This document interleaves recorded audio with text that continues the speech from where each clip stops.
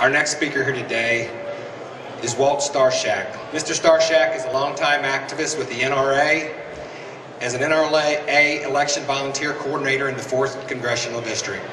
Mr. Starosciak supports pro-gun campaigns by securing volunteers. He is also the liaison between NRA members, gun owners, and elected officials. The father of 5 children and an Eagle Scout, Walt Starosciak is an insurance agent and consultant with Ian Dornbush Insurance, and we welcome him here today.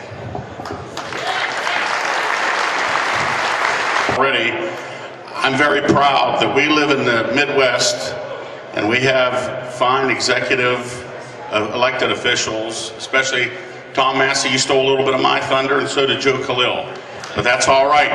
We're all on the same song sheet. We are having the most aggressive attack on the Second Amendment than we have ever had in the history of this country. And it's so important that we stand together. Not necessarily, I've been with the National Rifle Association for probably about 30 years, and I've been involved as this election volunteer coordinator since Clinton and back in 1998, when I saw what was going on when they were trying to shut down gun shows and Feinstein and a lot of these problems. I come from a military family, and I am not going to let the heritage of my grandfather that fought in the First World War under Blackjack Pershing, my dad who was a 2nd Marine in Saipan in World War II, I am not going to let these liberals take away our constitutional right to firearms. This is what's so important to all of us.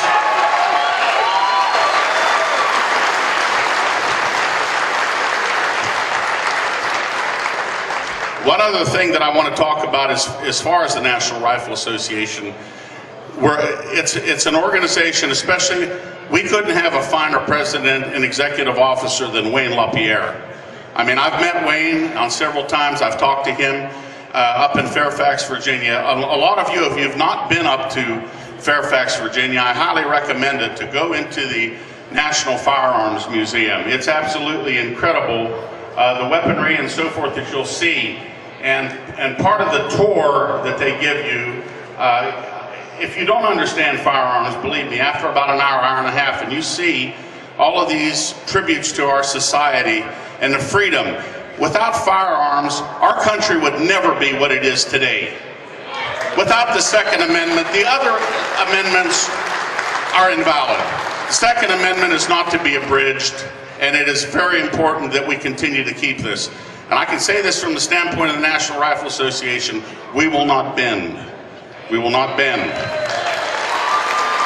What I wanted to talk about briefly was I have some of these federal, I have the 23 executive orders, and by the way, on our website, I highly recommend everybody to get on there. The NRA/ILA.org website. I am bombarded with emails since the Sandy Hook situation. I have been bombarded with emails 50 to 100 a day. It slowed down a little bit, but still in the background, these liberals are still trying to take away our Second Amendment rights. So there's I just got an email from Chris Cox, and a lot of you, if you see it, there are 20 senators, and they're not necessarily from our area here. I have some cards and so forth, but it's very important that you contact these people and then tell them how important it is that the Second Amendment rights are important. I have a telephone number, I'll get to it in just a second here. But what I wanted to talk about, one of the biggest problems with these 23 executive orders that Obama has instituted, and Congressman Massey, you touched on it a little bit, and that is it's Executive Order number 16. And it is, quote, clarify the Affordable Care Act does not prohibit doctors asking patients about guns in their houses. I think all of you understand that this is how Eric Holder and Barack Obama have deputized the medical profession to come through a backdoor approach for other further background checks on acquiring weapons. We're all humans in here. We have situations in our lives where we need Prozac.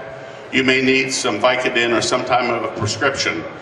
By the medical profession, they can take this information now and put it back into the NICS system, which has probably been the most effective system out of Clarksburg, West Virginia that we've had.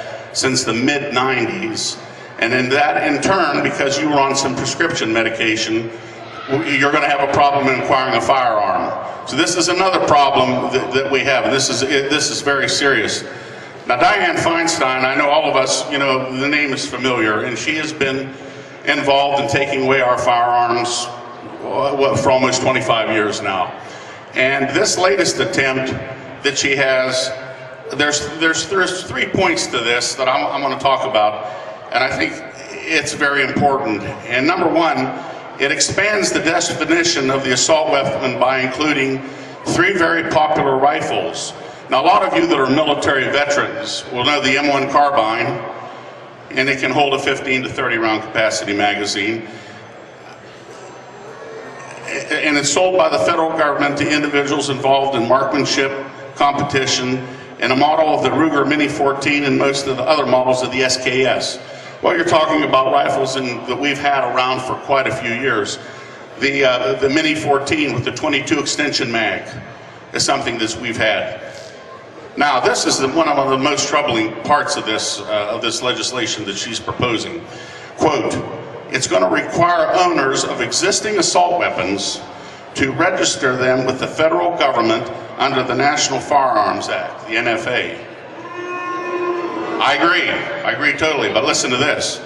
The NFA imposes a $200 tax per firearm and requires an owner to submit photographs, fingerprints to the Bureau of Alcohol, Tobacco, and Firearms, BATF, and to inform the BATF of the address where the firearm will be kept and to obtain the BATF's permission to transport the firearm across state lines.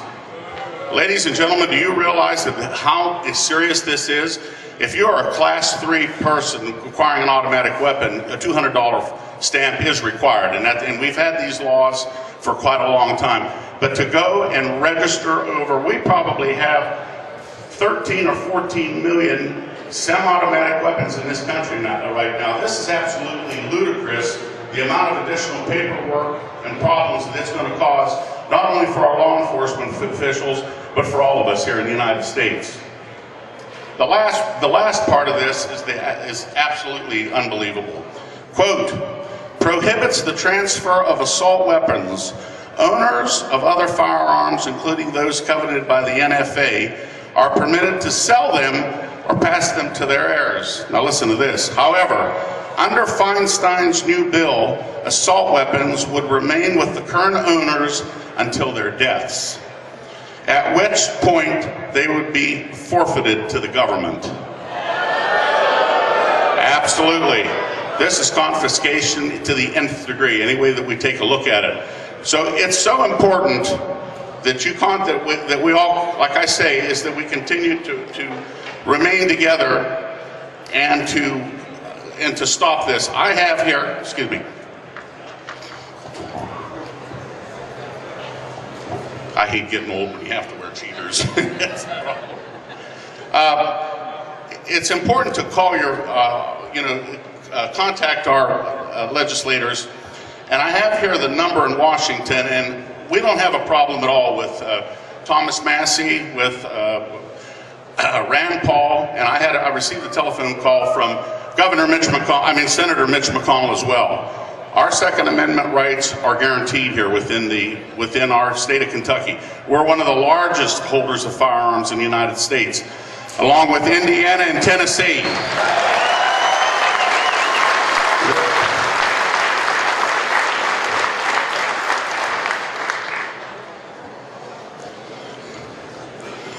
I'm just getting this telephone number here, excuse me. Okay, if all of you would, now let me point this out, and I'm going to steal a little bit of thunder from Congressman Massey when he spoke to the Tea Party 2 weeks ago. Emailing legislators is not effective. By the time they get it, it can take 7-day turnover before they can respond to it. What's most important is that you make a phone call. Not only do the phone bank take in the incoming calls, but there's a secondary line. If we flood these phone lines with these calls that we are so strong about the Second Amendment, it's going to make a difference. They'll listen to that. That telephone number, and you can get this on the NRA website as well, is 202-224-8255. 3121. Excuse me. And like I say, I'm on the NRA website, and you can, if you have any questions or any contacts, please contact me on the internet. And I have a lot of other material on my booth back here.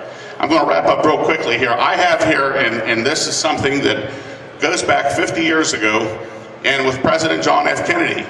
And John F. Kennedy was a life member of the National Rifle Association. This goes to show, unfortunately, I know there's a lot of Democrats that are possibly in here, and they're Blue Dog Democrats, but the Democratic Party has turned so much within the last 50 years. John F. Kennedy was an NRA member, and I'm going to quote this. He's standing there, and I have brought with me an AR-15. And this is an SP-1, which was made by Armalite in the late 50s. In about 1959, we were looking at converting the M14 to the M16. So the initial production was an Armalite, which was the AR-15, or the Colt SP-1. And I'm going to quote Kennedy here. By calling attention to a well-regulated militia, the security of the nation, and the right of each citizen to keep and bear arms, our founding fathers recognized the essential civil nature of our economy. Although it is extremely unlikely that the fears of government tyranny which give rise to the Second Amendment will ever be a major danger to our nation, look what's going on now. This was written 50 years ago. The amendment still remains an important declaration of our basic civilian-military relationships in which every citizen must be ready to participate in the defense of our country. For that reason, I believe the Second Amendment will always be important. John F. Kennedy, April 1960.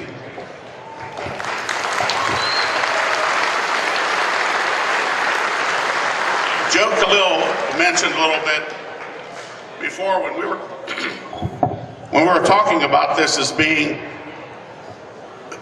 an assault weapon.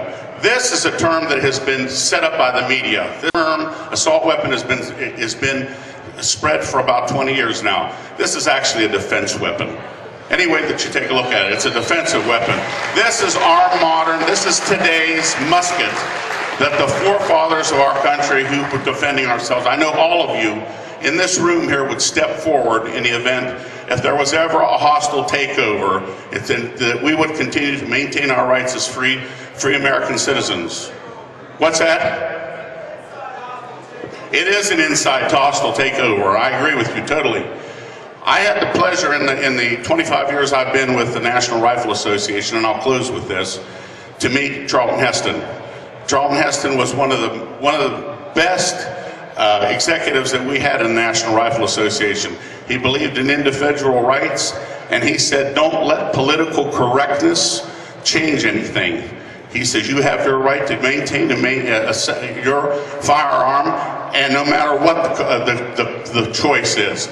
And when they talk about assault, you know, about the ban on the magazines, this is another liberal attempt. Like Joe indicated, you have the God-given right and you have the Second Amendment right to defend your family. If it takes 7 rounds, if it takes 40 rounds, if it takes a 100-round magazine in a weapon to defend your family, you have that right.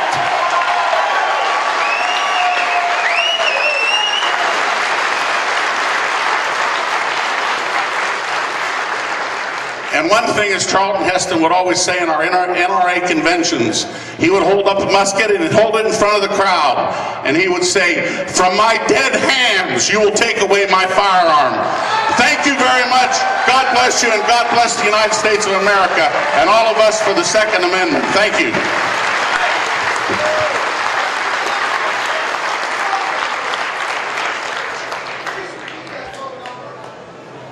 Need that phone number again? I think I'm going to need contacts. How much you want for that rifle? They're almost priceless now, I know. That telephone number again is 202-224-3121. And I have cards in the back. I have the red table back there with the National Rifle Association that you can fill out and send to your senators. But I highly recommend that you get on the internet and see Chris Cox talks about the 20 senators in particular that need to be contacted. And these are senators that can be a little bit liberal leaning, but it's very important that we all, contact and go from here. Thank you very much. Let's all stick together, and God bless you.